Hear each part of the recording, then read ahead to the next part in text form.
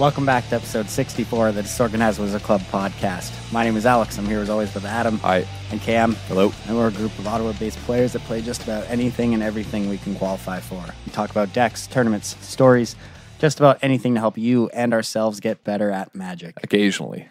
I mean, in particular today, we got a good topic lined up. Once in a blue moon. Yeah. Once a week. Once in a black moon. Episode 64. That's a long time, man. Yep. Yeah. I haven't been there for all of them, but No, I don't think any of us have. not OG. I missed some, but I mean, that was just due to traveling. Yeah. When I was traipsing around in the forest. Have you missed one, Stelly? Yeah. I haven't missed one. I sat out on one. I was Oh, in yeah. the You were room. in the room being sound guy? Yeah, he was Yeah. sound guy Stelly. Yeah. Can't do it without me. That is Sorry, true. guys. Literally useless. I don't know how to run a microphone. Actually, very easy. Really? Yep. I remember, though, at the beginning, we tried so many different things, and then I think Alex was like, screw it, I'm buying a soundboard. Pretty funny. Yeah. And then we got this mic on sale, because I bought this one, you bought that one, and then you upgraded. Yep. Because we got these mics on sale that were like pretty good quality. Yeah, they're pretty good. Yeah. I can't complain. For the price, like they were Yeah. cheap. Oh, I think yeah, they were like definitely. $115. Yeah. Didn't break the bank on them. No, I just leave it at your place on there. Yeah. Yeah. But yeah, episode 64. We can reflect on the week that was in which you just worked due to the Canadian Super Bowl. Canadian Super Bowl. Man, it blew my mind how much people actually care about the Grey Cup. To our American listeners, it's just CFL football finals. It is literally the Canadian Super Bowl. Yeah. And I didn't think people cared, but people care. Oh, yeah. It was Yeah. like packed near our place, too. Cam and I went to go to the convenience store just to pick up some stuff. And yeah, it was packed. Like the whole city was just like crazy. And it was miserable weather out. People were just... Yeah, it was just a massive 3-day party at my bar where we were absolutely slammed all night, all morning. Craziest tip. What Yeah. was that? We saw that old guy wipe out on the bike in the snow drunk and just started yelling at Yeah, because people. as we walked to the convenience store, during Grey Cup, people are just out and about, like trying to get home. I think it had just ended or something. Yeah. And from like across the street, some like old drunk guy yells like, "What did you say about me?" And then like tries to ride his bike across the street when like the cars aren't stopped. There's like one or two, but like he's like weaving his bike in between cars, gets to the other side of the road, and then like the bike just slips out from under him on the ice. And as he's falling, he's still yelling like, "You can't say that about me." No, he's like, "That's all you got? That's all you got?" Oh, yeah. It was And then crazy. It hits was the crazy. ground. Everyone was just shaking their head. It was like so awkward, man. Everyone's just like, yeah, I don't know, man. Like, I don't know what's happening. He's just going berserk.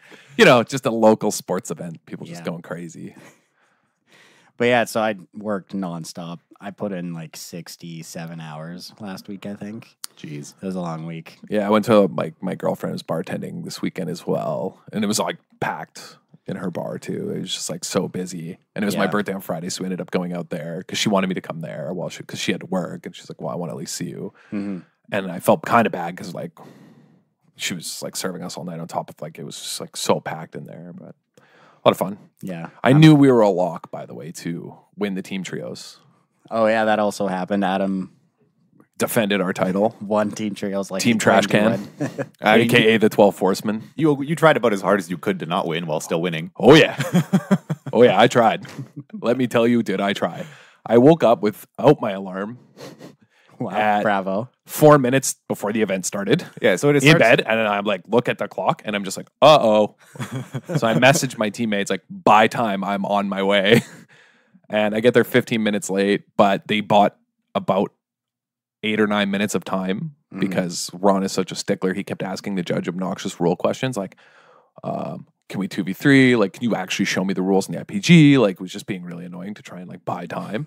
And so I got a game loss in round 1, but ended up winning the match. So it was like fine, but I was not feeling very good. And I was kind of like, oh no, like I'm just like literally going to get my team DQ'd. But we ended up winning the whole thing. And I knew we were going to have a good start. And even on my way, my friend said, "Oh, Adam's that hungover? Like, we're never losing because every time we've played it, we've won it, and we've also been like comically hungover." So Yeah, I'm surprised you Nice. like woke up without an alarm. that's That's wildly impressive. Like that's so lucky. It's super lucky. And then also the best was, do you remember later in the day at like 9:30 p.m. or something like that? I was like sitting there playing video games, being miserable. Yeah, and then your alarm goes and off. I hear my alarm go off. I'm like, whoopsie, dude. Like, Set it for PM instead of AM.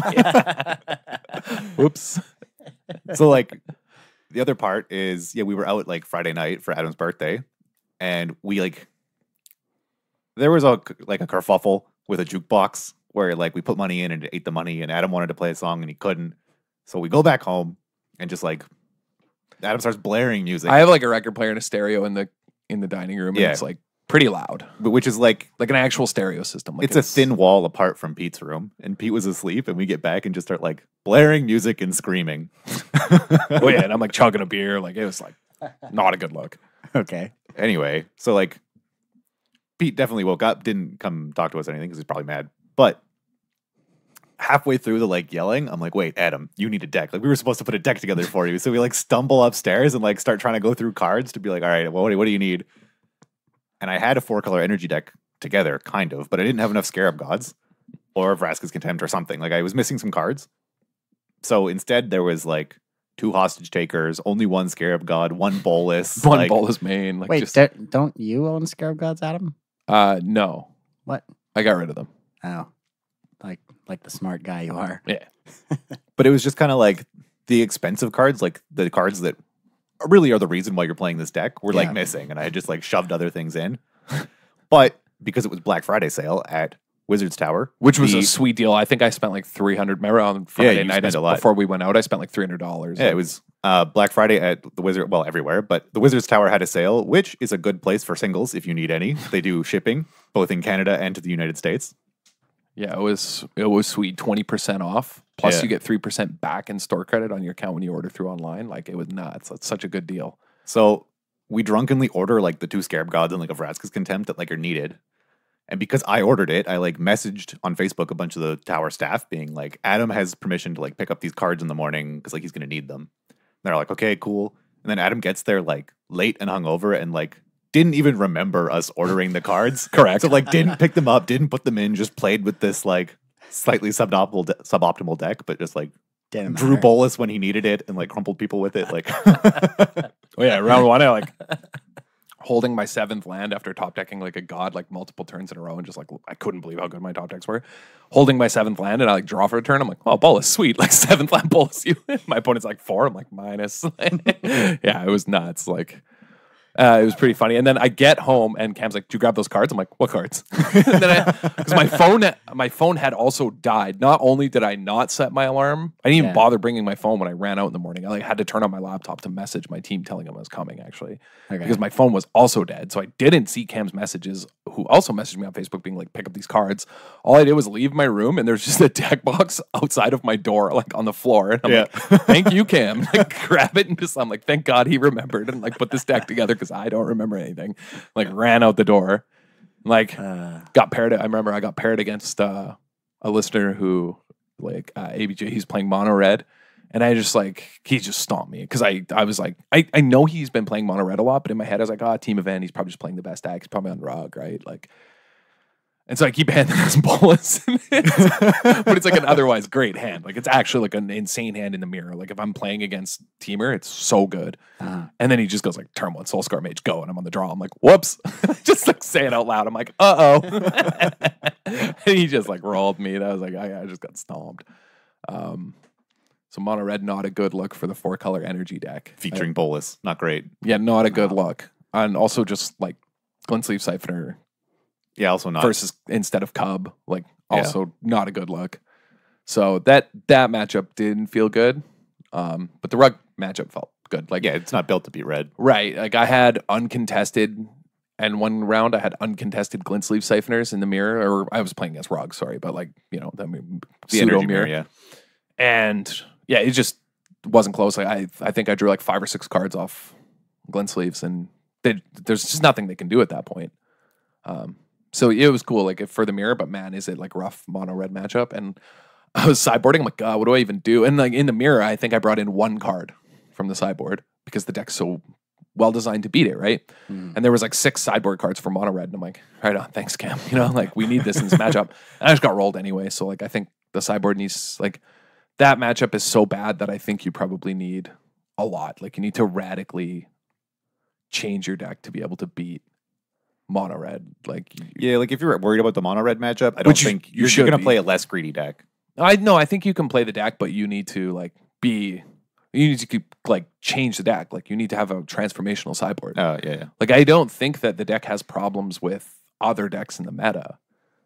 Like I think versus control, you could probably just have, I don't know, 4 cards in your sideboard. And then that hopefully have an overlap with, the mid-range mirror, maybe. And then you probably need like 10 or 11 cards for mono red. Like actually. Okay. Just like, insanely hateful cards because you're just not winning. But yeah, that's one thing. I think I would add another confiscation coup. Like I only had 1 or 2 total. I think 2. Yeah. And they're just for Hazoret. Like you just need an answer for Hazoret. I don't remember what we decided, and neither do you, because you don't remember putting the deck together. But I remember we were sitting there, and we made a decision because we ended up playing hostage takers just in case we didn't have the Scarab God, and our thought was like, wow, that can answer Hazoret briefly. Or I think was what we said. I remember sitting there and being like, there's 2 negates in the sideboard at the moment, and like 2 of something else, and you're like, we need a 3rd negate, and I was like, I don't know. He's like, no, you're like, get a negate. So I like found a mismatched one and like cut something for the negate. It might have been the 2nd confiscation coup. Yeah, I think I don't remember. Didn't need that negate. I got stomped, absolutely stomped in a game by a Rivers Rebuke in the mirror, though. Ooh. I had to #didn't need negate. Yeah. So on the game podcast, Jerry Thompson and Brian Gottlieb said that they thought negate was approaching the position in which it would be good in the energy mirrors again. And I think it's probably reached that point where negate because for a long time I don't think you wanted to board negate in. And I think now, like if they're playing Vraskas and like people boarding in bullets like Rivers Rebukes, like you probably want negate. Because like all my Thopters, something I've taken with their Gaunty, something like a confiscation coup on a crazy board, like Rivers Rebuke, yikes, looking pretty good. Like especially versus the Gaunty 4-color energy, that's nuts.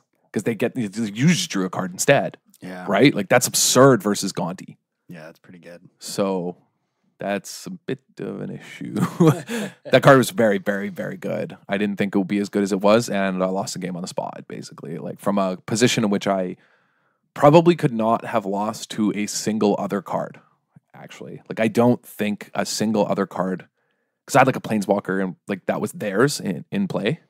Like I don't think that I could have lost from any other position. Yeah, man. If I'm playing a 6-mana sorcery in my deck, it better be busted. True. Good point. Yeah. Terminus, Rivers Rebuke. Confirmed busted. Well, one's an instant. And it costs 1 mana, so never mind. But it's just masquerading as a 6-mana sorcery.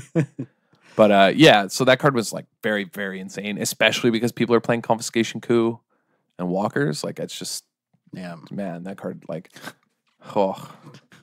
I'm just like I'm traumatized by it, like how bad it got. Still having nightmares? Yeah, dude. Like I'm cracking up imagining like Terminus has a Tinder profile where it's like says I'm 6, actually 1, don't know how to change it.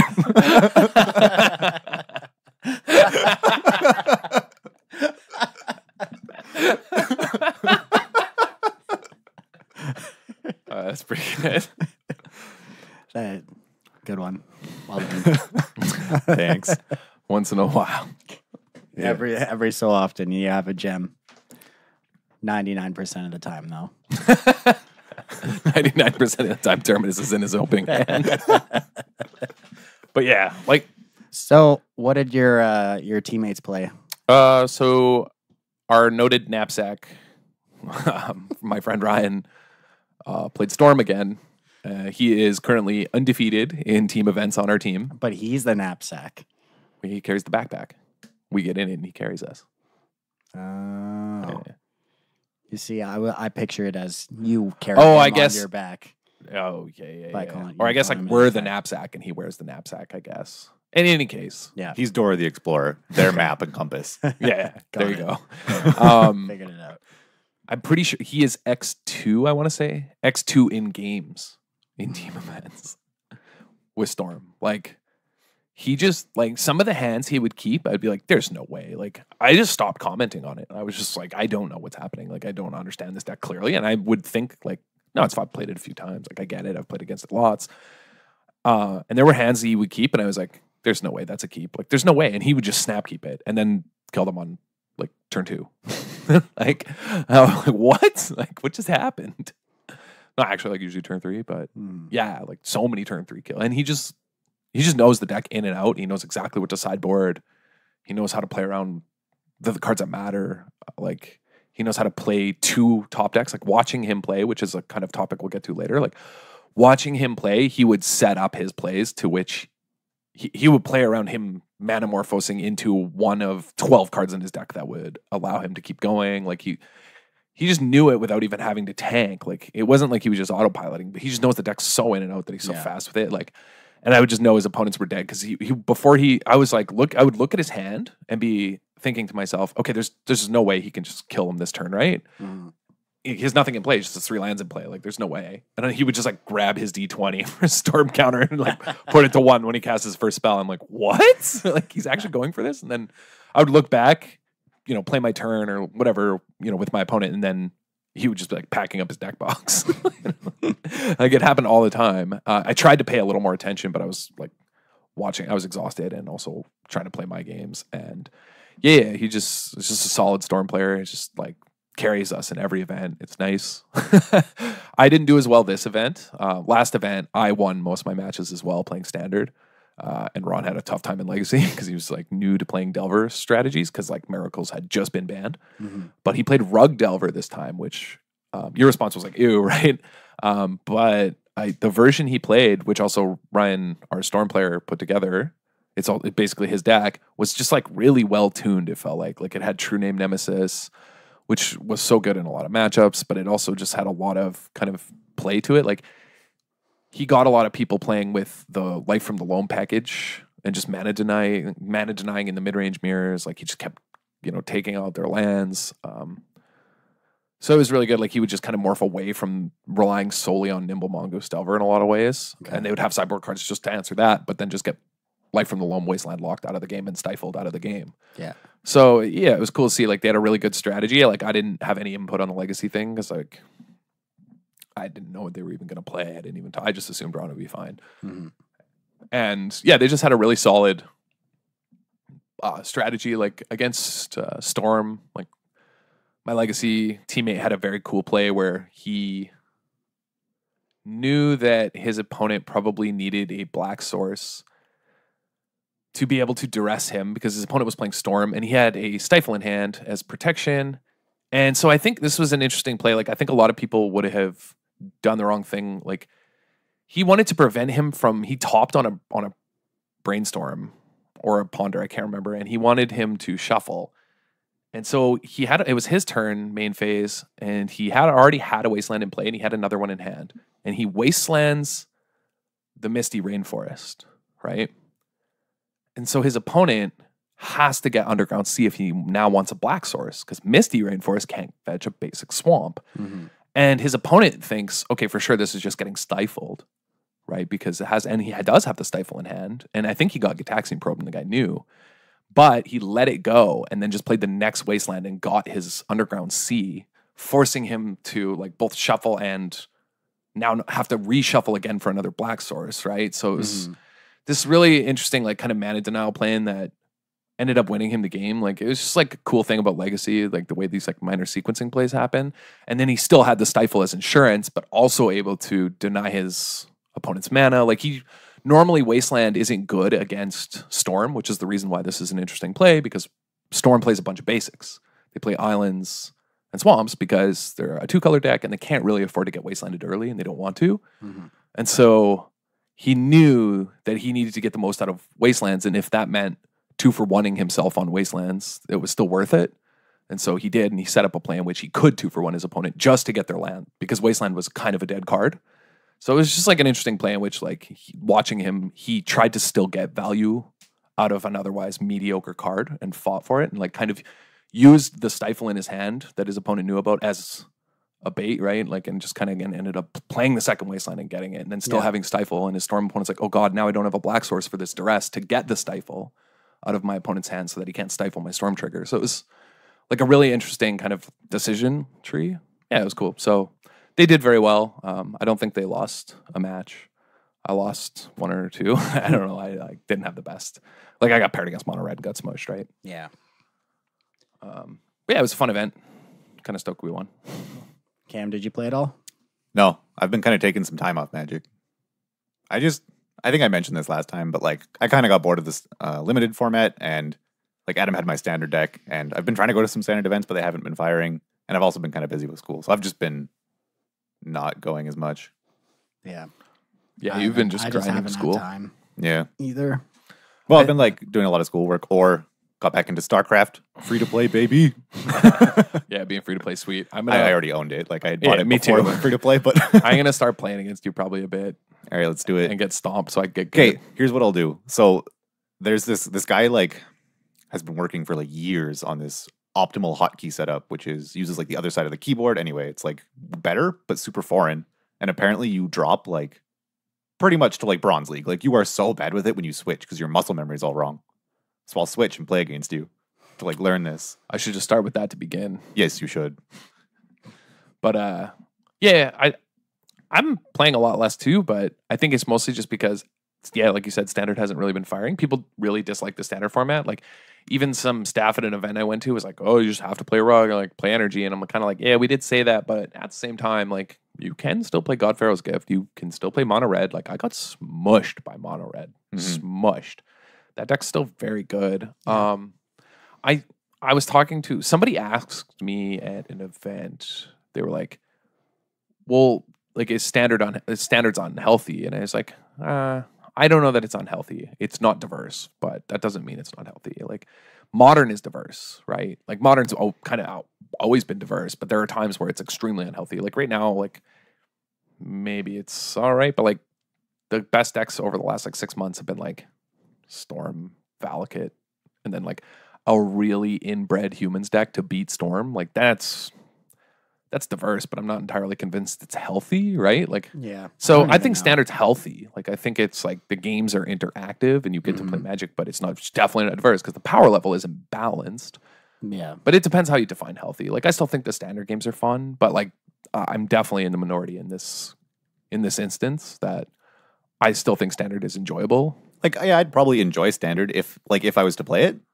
I just don't think I would enjoy it like enough to keep putting in the effort when events might not fire. Like, yeah, to travel when an event isn't going to fire. Like, Wizard seems to think that next set dinosaurs will actually be competitive when they print enough enablers and other things. So, I mean, I'm definitely gonna like I don't think that's going to be the case because energy is just going to be the best deck for as long as it's legal and standard. But probably, but like I'm definitely just going to like make myself put in an effort to like play more standard, try new things in standard as soon as the new set comes out. Because like Yeah.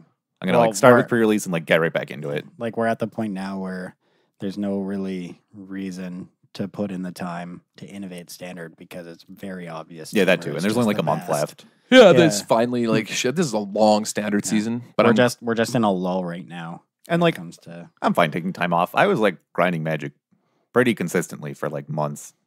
It's kind of weird. I have like so much time now. oh yeah, it's draining, man.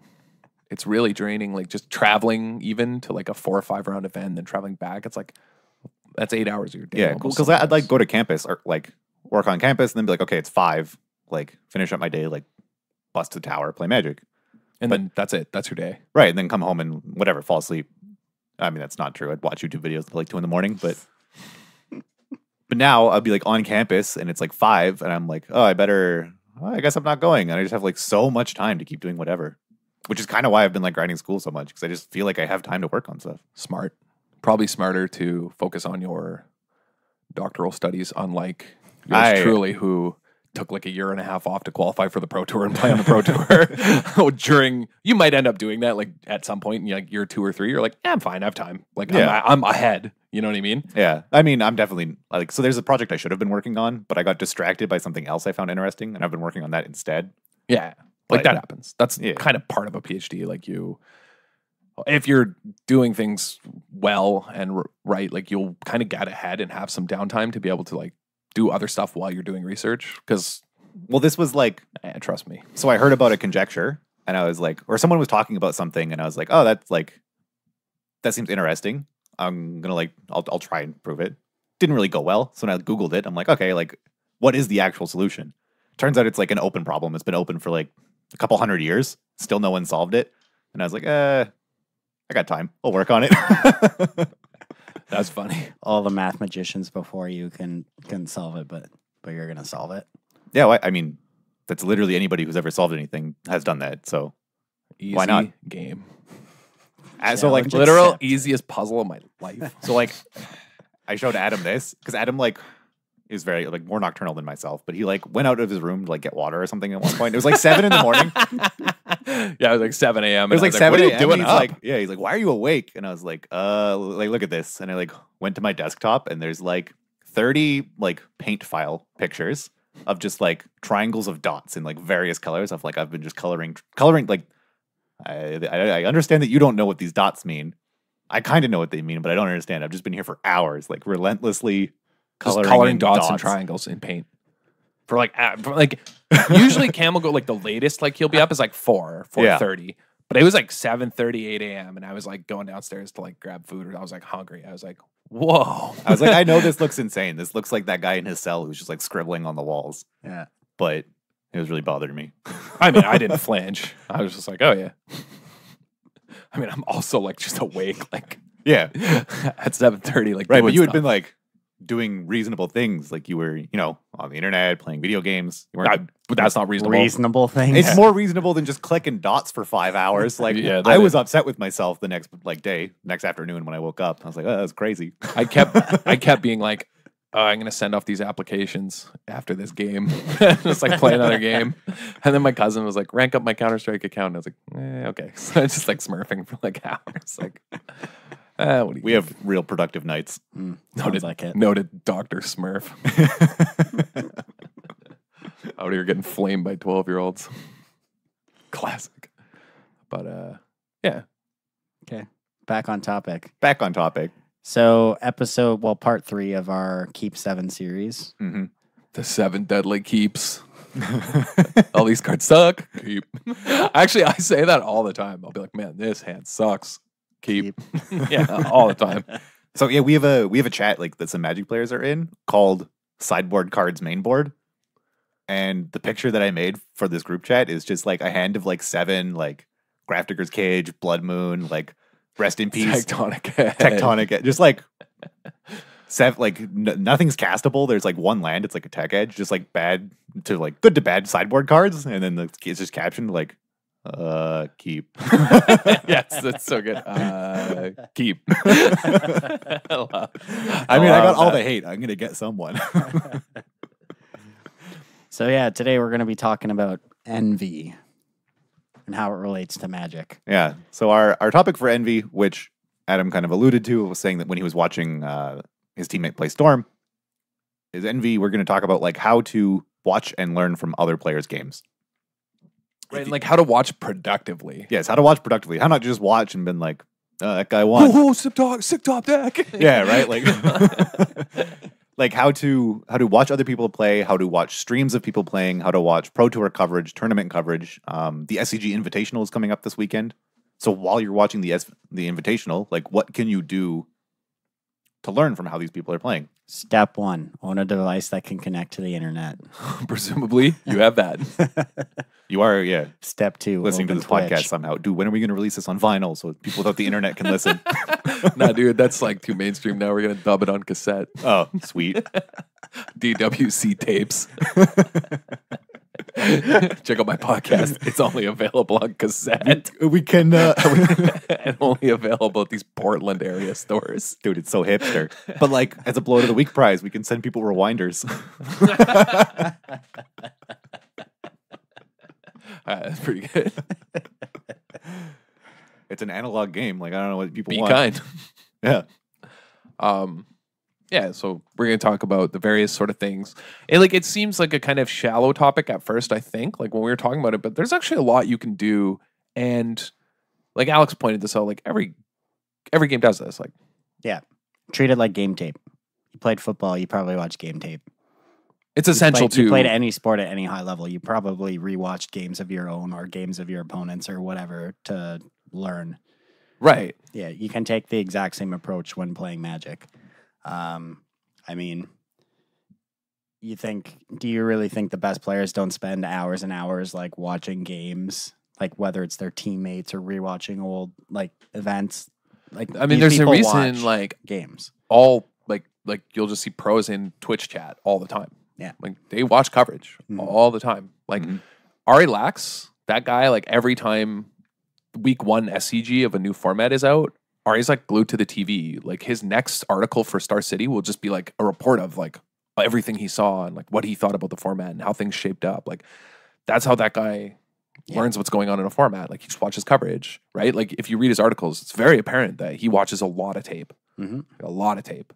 Yeah, Patrick Chapin does the same kind of breakdowns of tournaments and stuff as well. Yeah. Oh yeah.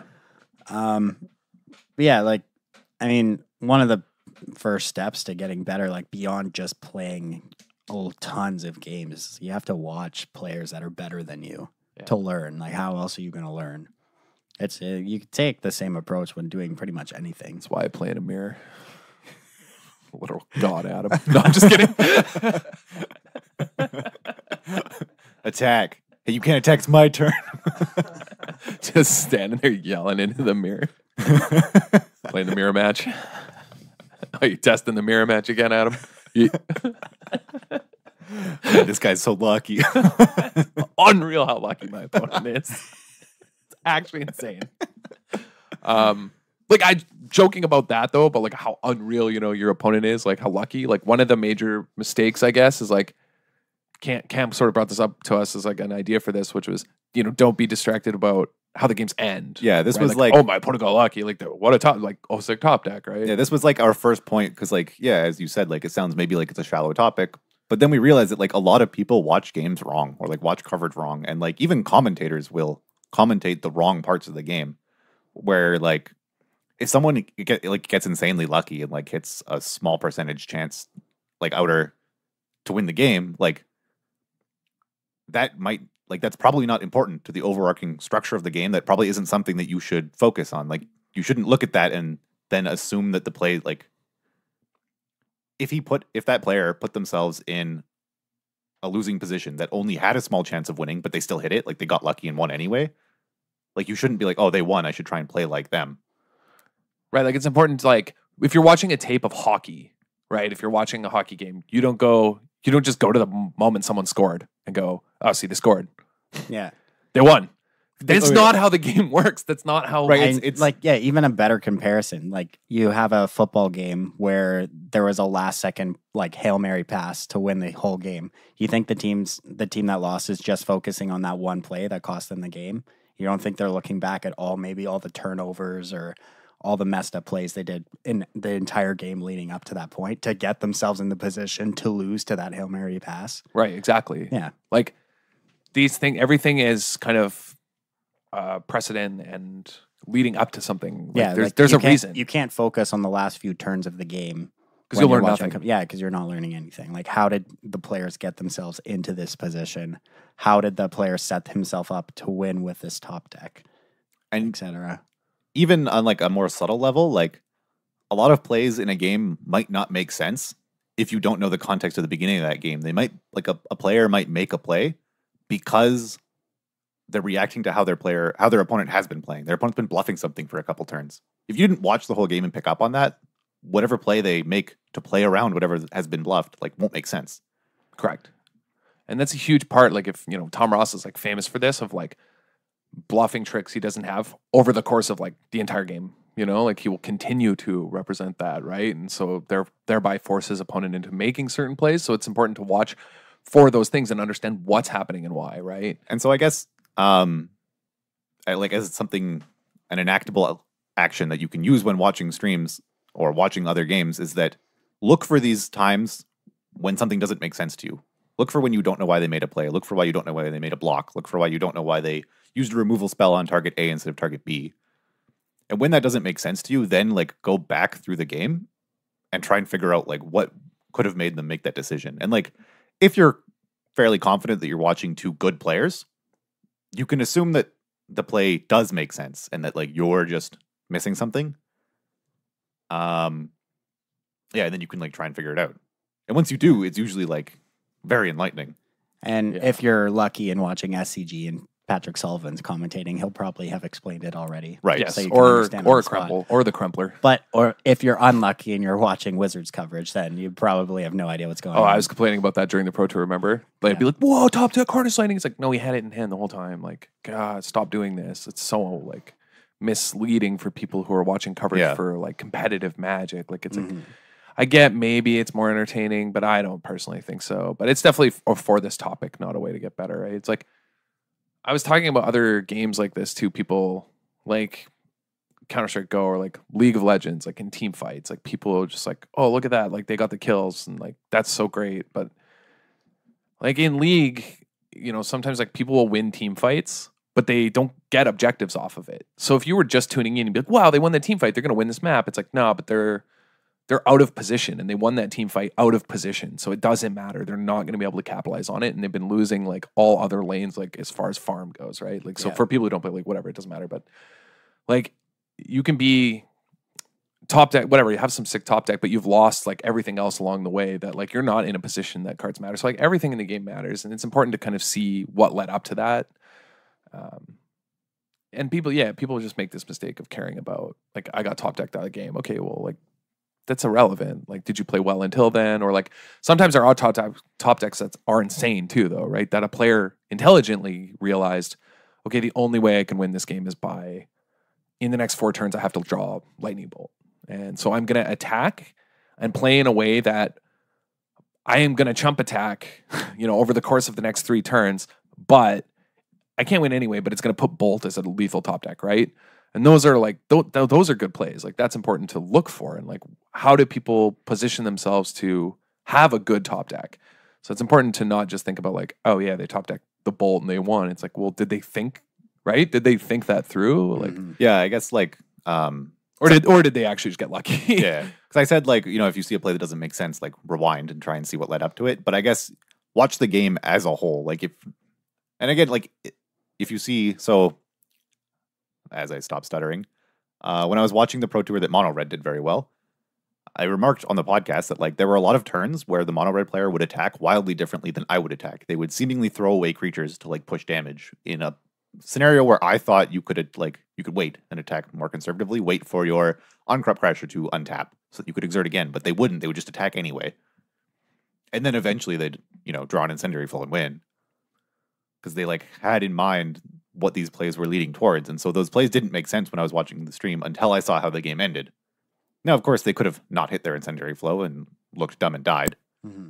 They were going to lose that anyway then. Right. But like, it's when these things work out that you see the thought behind all their plays. Right. A lot of it is about looking for moments. I think part of this is like looking for moments in coverage where you see game plans and then see them enacted. Yes. So this weekend there was a team trios as well in Lyon. And at one point on coverage, I can't remember the team that did it. Someone drew One with the Wind. Okay. And they had the 2/5 merfolk on the ground. And their opponent had a Glorifier of Dusk, you know, that it could attack in the air for 4 as a flyer. Yeah. And everyone just thought, and like even, you know, Brian David Marshall went, oh, like how's a 4/7 flyer sound to you? Like that'll stop that 4/4 and everything kind of thing. And the guy didn't play it, the One with the Wind on the 4/7 to block. Instead, he made an attack that enticed a counterattack that would leave his opponent dead to a quote unquote top decked One with the Wind. Right. So he like crafted this game plan of like, no, I didn't draw it yet, but I can bait him into the win. And basically use this One with the Wind as a combat trick, like a single turn combat trick. And it was way better because of that. Because if I just play it, now the game stalls out. Instead, I can just go for the win over the course of 2 turns, presuming my opponent doesn't draw instant speed removal or removal. Mm-hmm. And probably instant speed. Now he's less incentivized to use sorcery speed removal on my 2/5 or like on whatever. Yeah. And I can One with the Wind it later. Like it was like a really good moment in coverage where this guy like crafted a game plan when he drew One with the Wind that was like, actually, no, I don't just cast it here. I wait. Because then my opponent will do this. And like, so at first you'd think, oh, just make the bigger guy, like just make the 4/7 and don't take 4 in the air. But instead, it was actually much better to do what he did and really crafty. And like he stole a game he probably would never have won. Oh, he for sure would never have won if he did it the other way. So it's important to look for those moments where you see a player sort of craft this game plan. And the coverage was thinking like, at first, I can't remember who pointed it out. One of the people in coverage pointed it out and said, "No, I think he's going to bait him into it." Right. Yeah. And so, yeah, it's important to look for those moments of like, oh, how did that guy craft that game plan? Like, he clearly paused and thought about like what his opponent would do, and so it's good to watch for those moments, right? Like, And this is why types of like Magic coverage to watch outside of tournament coverage are like players streaming, MTGO. It's pretty much the only thing that players will stream. But like, what's that guy that keeps really good notes? Darkest Mage. yeah, Michael Jacob. yeah, Michael Jacob. Jacob keeps good notes, but he only plays sealed. Still, But yeah, like, yeah, if you have the time to watch single player like point of view games of Magic where they are explaining their thought process as they go, that's like extremely enlightening. Because then when they make a play that doesn't seem to make sense or that you wouldn't make, they usually say like, I'm doing this because, you know, if he attacks, then I kill him, or like, I'm worried about this card, so I'm not playing this. Like, Michael Jacob is like legitimately great for that. You could, like salty, whatever people like rile him for that, but Salt of the earth. that Grumpiest guy, human being ever. I think he's great, and like Love watching his stream. Me Love too, it. love him. But like, I think he's very good at saying to chat, even though he is kind of like condescending and dismissive. But I think that's just his like how he sounds. Like, that's just doesn't matter. But he will often say, "No, I don't do that because then this." Like he will always logically explain out his thought process, and even if he loses, he'll be like, "No, it's still correct. Like I couldn't play around that. I should instead go for this." Right, and he's very actually good the one at identifying his mistakes too. Yes, Like immediately after making a play, like, "Oh, this was wrong because of this." yeah, He's a very, very insightful.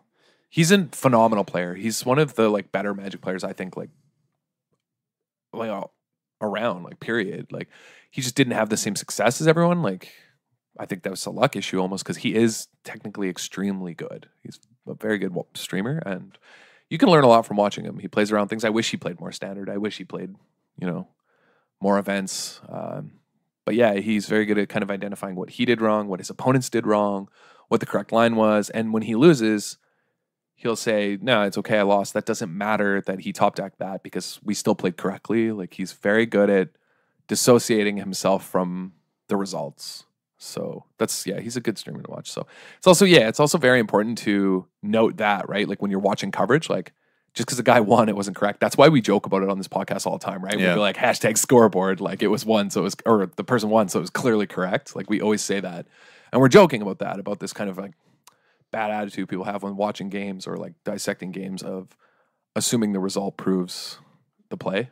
Mm-hmm. So it's just like when you're watching coverage, it's kind of the same thing. Like you need to look for like, this guy played really well, he just didn't win. Like that, it's a game of variance. Yeah, definitely. and so yeah, we've kind of been like waffling around the like when you see something a play on coverage or stream that doesn't make sense, like you should try and figure out why it might make sense. But we've kind of said at the same time that there's a reason you don't understand and it was a good play, or like you need to identify when it was a player punting. And so like this goes for when you watch coverage and watch streams, but also for like analyzing your own games, which I think has been a topic that we've not quite got to, is like how to analyze your own games. But just ask somebody else. Like if you're not sure, like link us a video, send us a message, be like, this player did this, why? Or ask your friends, what would you do here? Why? Ask anybody else. Because generally, among enough people, you should kind of get a consensus on what the right play is. And then, like, if it's a punt, people will say, yes, I can't come up with a reason for why that was good. Then you can identify, okay, it was a mistake. Don't do that. Yeah, like it always helps, obviously, to have a group of players to watch and talk about Magic with. Like, that's that's why it's sweet. There's like a couch. Being a lone wolf doesn't work for everyone. Yeah, no, like Sean McLaren probably hasn't done well since he started doing it. Like, you know what I mean? Like, I think he always did it. I know, I was joking. But I like that guy. I was just kidding. But yeah, no, it's difficult. Like I definitely got better at Magic because I started hanging around with like Phil, and like that helped me a lot. Like, just playing against him, watching how he plays, like knowing he was a good player and kind of trying to kind of learn from him, like Phil. Yeah, just watch how he's never lucky. And like Ben Moyer, like even like, it was hilarious. Like I think I told this story like a year ago on the podcast. Like when I was on the planet, like I was talking to Huey on the Pro Tour, and he was like, asking me how long I'd been playing, and it was like, oh, like a year, you know. And he's like, oh wow, like qualified for the PT in like a year. I was like, yeah, I'm like a pretty competitive person. But also I learned from a really good player as well. And he's like, who? And I was like, oh, Ben Moyer. He's like, oh, I know that kid. He's very good. Like he's done commentary when Ben is playing at like a GP, and he's like, actually, this kid stomped me. And like, you know, he's like, I'd see like he's very good. And so I was kind of lucky in that, like, I learned from probably the best player in Ottawa, who now does not live in Ottawa anymore. Rip. Lives in Toronto. Rip indeed. Where there are many good players. Yeah, That's a city jam packed with like insane. The talent level in Toronto is like just unreal. But yeah, so I just kind of like watched his games, right? And like he would watch mine and tell me what I did wrong. And I think that's really important to have like I used to have a friend who played as well, like who doesn't play anymore. And we used to play games and just like also watch each other's games at events and just say like, why did you do this? Like, and talk about it open. Like Cam and I do it too. Like, why did you make this play? Like, why did you do that? Like, we all do it. And so I think it's like really important to become friendly enough with people that you play Magic with that they don't take it personally. And you're like, what are you doing? Like, why did you do that? Right. And that's another way to improve is to like watch your friends' games and then grill them about it, because hopefully they're stable enough to handle. Yeah, hopefully. Hopefully. But yeah, that's kind of the flip side. Like, you, just as you can learn from watching other people's games, you can definitely learn from having people watch yours too. Yeah. Make them envious of your sick plays. You. I've definitely go sick play. I've definitely done like obvious things and then like turned to the people watching and been like, you see that? Like I was playing against such a master. I was playing against a friend of ours, Curtis, and he played turn 1 island. He was playing blue black control, and he played like an island on turn 1 and then snap cycled a sensor. And so like it's so obvious that he has a second sensor. Is it? Yeah. It's Curtis. Okay, yeah. Whoa, jeez. Booflame.jpg. Anyway, like because dude, that's so brutal. Nah, I cycle turn 1 sensors like, all the time when I played that card because I knew people would not play anything on turn 2 and I had a free cycle. I think it was like recently after Curtis and Hyde had like a long discussion about people cycling sensor and then not countering like a 3-drop on 3. But anyway, like I was pretty certain that he had the second sensor. And so then I played like a lesser 3-drop than the one I wanted to play. It was when I was playing that like crazy green-white combo deck. Oh, yeah. And so I played a Growing Rights instead of a Catcher's Monument because I need the monument. And he like censors it. And I just turn around and I'm like, you guys see that? And like slam a monument next turn. That's pretty funny. Actually, that is like another really important thing, and something we had in the show notes though is like, you know, playing against a blue-black control deck, what cards matter to him because you've played control versus Oketra's Monument. You know what the real. And that's exactly what he said. The next turn when I like played it and like turned around and said, "You see that?" I like turned it back and he's just like, "I didn't know you're playing that card. I'd have countered that one." Yeah, exactly. Joe baited. Like, yeah, that's it. And so like this is another thing you can do is like know your enemy. Like, so watch somebody streaming who plays, I don't know, whatever, blue-black control, right? And be like, what are they scared of? Right? Like you can get a feel for formats. Like there are times throughout my Magic career where I just like haven't played Magic, but I've been able to keep up on what's happening in the format and have a very good pulse in the format and read of the format and what matters just from watching streamers and seeing the way they play around certain cards, what they seem to value. And you can see from a control player's perspective or an aggro player's perspective on what's happening, what they value and how they sequence. And you can start to understand then how to play against those archetypes. So that's another thing you can do. If you don't play control, you can still watch control and see on the streamer side, like what are they terrified of, right? Like how scared are they of, I don't know, Bristling Hydra or versus like Glorybringer versus whatever, Glorybringer, like or, you know, versus Long Tusk Cub, which they probably just don't care about, right? Whereas they're probably terrified of Bristling Hydra, you know? So, you know, it's important to, you know, see what they will like counter no matter what and what they'll let slip through the cracks. And then how you can kind of abuse that or try and get them. Yeah, this like we've advocated playing all the decks in a format so that you understand what each of them wants to do. Yeah. But to like actually understand how a competent player will pilot these decks, you need to be competent with it yourself, which a lot of people just don't have the time to become competent with every meta deck. And so, yeah, like watching streams, watching coverage from the point of view of someone who is very good at these decks kind of like condenses that experience. Yeah, definitely. Especially if they're a good streamer and they're going to make commentary on it, that, you know, or even if the coverage, like the quality of coverage is high, then you'll be okay. Like you'll get a good insight into what's happening. And usually like the SCG coverage is very good. Like Craig Krampel's, like Cedric, they know what cards matter. And they'll be like, I'd probably bring in this for the sideboard because this deck's looking to do this. They're very good at breaking down like what's going to happen, what the matchup looks like. So you can generally trust those. And like you kind of want to think about the same thing. Like on SCG, they'll always show the sideboard. Like, all right, time to what would you bring in? They never go to commercial during that time. They always discuss it, what they think the match will look like going forward. So you can do the same. You can be like, okay, well, what would they do here? Or what, what's the game plan they're crafting? And you can just do that by looking at the comparative kind of deck lists and sideboards. Like, okay, well, what's their game plan here? Like what do they plan on doing? So it's a really important thing to do. And that's something, you could probably get a lot of practice out of this weekend. Especially for, Modern, which is going to go through a lot of play over the next while because the next Pro Tour is Modern. Yeah. The Invitational is Standard and Modern. Yeah, this weekend starts on Friday. Yeah. Yeah. And so, it's going to be quite interesting to see how everything lines up. But I think paying attention to Modern and how people sideboard in Modern, like what matchups look like, when people actually have the rare opportunity to play around something in Modern.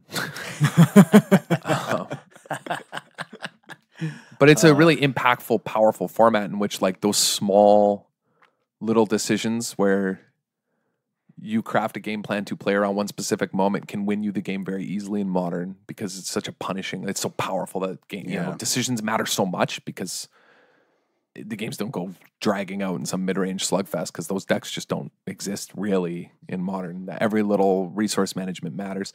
So I think it's a good format in that way, in this regard to watch and like how people sideboard, although that isn't really interesting because they're usually just haymaker blowouts. Yeah. Just disgusting hate cards that your opponent just can never beat. That just end the game. But well, maybe we'll see some Hazards and Death Shadow. That would be pretty sweet. Yeah, that's what Lucas Xiao was playing. Canadian national champion in Grixis Death Shadow. Remember I was talking about it? Playing I was talking about how that's how Grixis Death Shadow can beat Blood Moon. Right? Like it's a way for them to beat the Blood Moon decks. Yeah. Because they just dump their hand, right? Sweet. Yeah, it's really cool. It fills their graveyard for like their one swamp they might have for a Tassiger. So yeah, pretty interesting. But anyway, that's a format where if people don't have the just comically hateful sideboard card, the match will be interesting and play out in these kind of decision and game plan making. So this should be a good weekend for watching coverage, I think. I think you can learn a lot. Yeah, definitely. I think even in Standard, you can still learn a lot. I think there's a lot going on. I think you can learn a lot, not just, and see, this is why I always say, like, I don't necessarily think, like, there has to be a billion decks in Standard for it to be healthy or interesting. Like, I think the games this weekend will be interesting. Oh, yeah, for sure. Definitely even the nuclear arms race of, like, teamer mid-range decks, of, like, who's just going to play the more powerful card is, like, still interesting to me. So. Honestly, and the Invitational kind of has a history of, even doesn't matter how established a format is, there's always some off the wall decks that kind of come out of nowhere. Like it happened in recent memory, the Catcher's Monument kind of. Oh yeah, that was the deck exploded into popularity, and no one had played it. Like no one was playing it. Like people were playing mono white versions, but the blue white version was just so much better and just came in and just demolished that tournament. Yeah. So yeah, I mean, you could see like people don't give the. It used to be a sort of meme or joke about SCG players just being like quote unquote like so inferior, to the Pro Tour players. But I mean that has not been the case for years now. Like I think like we've been talking about how the week one SCG defines the meta. Yeah. The Jessup brothers like deck, their week one deck won the Pro Tour. Yeah, like that's nuts. Like their literal week one deck with like a 4-card difference won the Pro Tour. So yeah, the SCG like the SCG grinders, they usually come up with some very good deck lists, so should be an interesting weekend. Yep. Yeah, it'll definitely be good if you're looking to learn things. I mean, and they're going to be just showing like very good players. The invitation, the level of skill at the Invitational is going to be very high. You have the best commentators at the Invitational as well. So yeah, definitely something. Which is sort of how we chose to do this episode. Was the Invitational is coming up. It's generally, I think it's more exciting than a Pro Tour. I think it's more interesting to watch because they don't have draft and there's not as much downtime, and I like the commentary better. I just like SCG coverage. Yeah, it's just way better. So yeah, it's just that the Pro Tour has that like aura. It's like it has this kind of whole cultural like community impact behind it, and is more defining for the meta in some ways. But the Invitational is always like really cool and really sweet. So Yeah, definitely. All right. I think that's about it. Cameo is really good at the summaries. At the summary, yeah. So like, Wrap it up. yeah. So like, when you're watching the Invitational this weekend, or watching people play Magic in general in the future, if you're able to ask the person why they made plays, like that's best case scenario. If you can listen to them explain their thoughts or discuss their thoughts afterwards, like that's best case scenario. But if you can't, try and like identify points in the game where they make decisions that don't make sense, or they don't do something that you would have done. Say they like don't use a removal spell or a counter spell where you would have. What are they saving it for? If they use it on something later, then you can identify, oh, that's what they're worried about.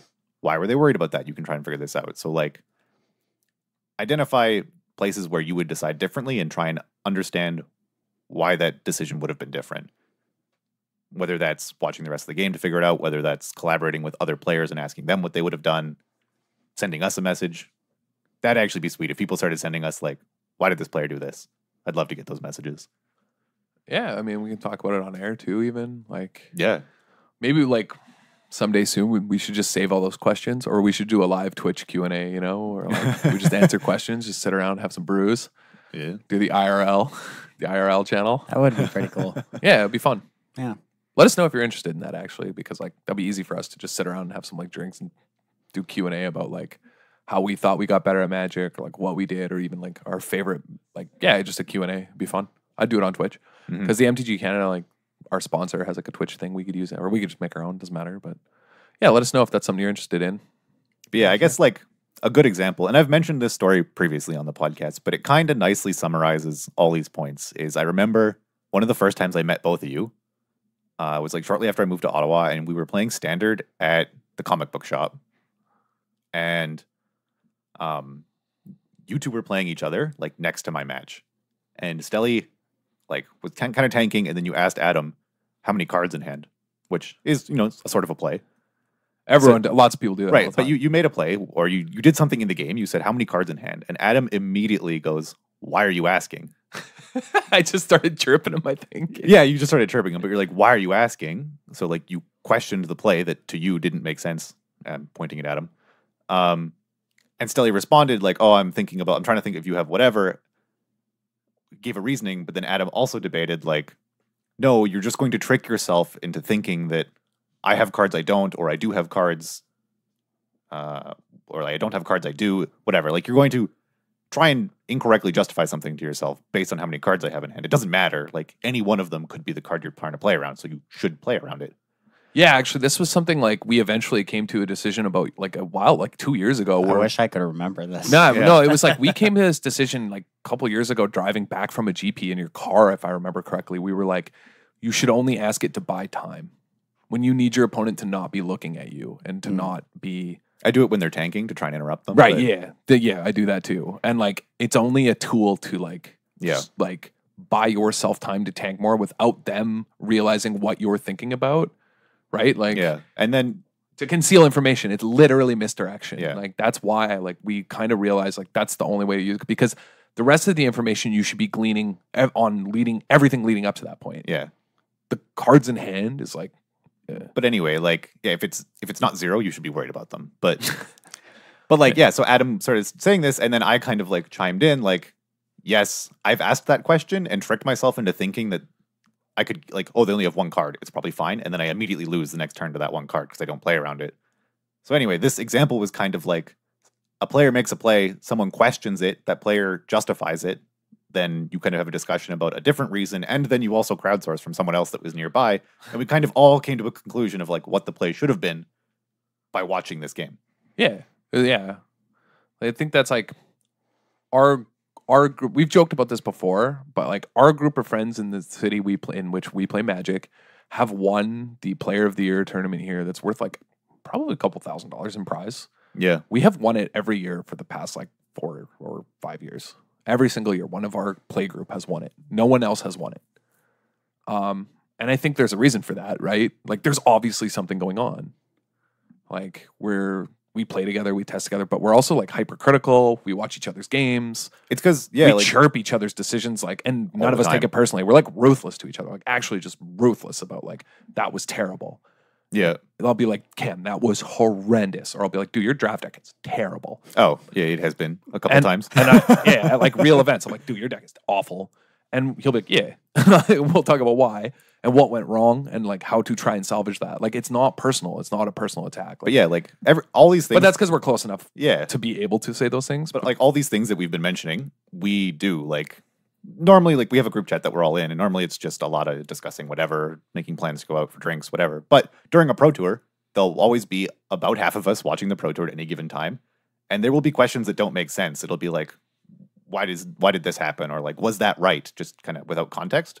But it's people watching the pro tour discussing the pro tour live in chat. That always happens. Oh yeah, in chat we just like Right. live Anytime chat anything doesn't make sense, we just have like a live version of like Twitch chat, our own Twitch chat going on where we like figured everything out. Right. Yeah, we're always doing that. So it's I think that's important because like I think that's why we've won like events we do. That's why we do like well at GP. Like out of our small group, like we have like multiple GP top 8s. Like, you know what I mean? It's like a small test group, like a very small testing group where we don't even get to travel and play in GPs. Like we don't even get to like just because of like time and money. Like it's so hard for us being in Canada and like Eastern Ontario. Like we're even far, you know.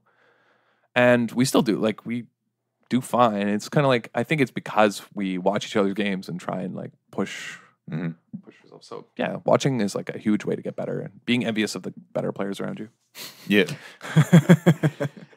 All right. So thank you all for joining the club this week. Make sure, as always, you check out wizardtower.com for all your Magic Signal needs. What's their event this weekend? The CHEO charity tournament is this charity weekend. tournament is this weekend. Which is Children's Hospital of Eastern Ontario. And this is like the 15th annual or something like that. Like it's been going on forever. It's organized by a local Magic player, friend of the show, Andrew, and he has been putting it on. And there's huge like alterations you can buy. People can put bids for cards. First place wins like underground seas, and like it's a really sweet event. And all the money goes to a children's hospital. Like literally all of it. No, there's like zero. Like it's 100% of every buy-in goes to the charity. So that's Saturday at the Wizards Tower. Yeah. Great cause, great tournament. It's always fun. Lots of people are always in a good mood. No one cares whether they win or lose because how you can be mad at a charity event? Yeah, I know. How you can be mad on vacation? It's the best place to reflect upon your games because no one actually cares about the outcome that much. Yeah, no, it's a great tournament. If you're in the Ottawa area, definitely check it out. Yeah, decent prize. There's always like fun little side things too. Yep. Definitely worth. For sure. Yeah, good thing to remember that. Yeah. Nice plug. So we're on Facebook, we're on Twitter. Shoot us follow, shoot us a message, send us your blowouts. You have any questions, you want to get in touch with us, we are always very quick to respond. Facebook even told me so. Facebook thinks we're great. And anything else to say, guys? No, I don't think so. All right, we'll see you all. Yeah, I can't think of anything. Bye.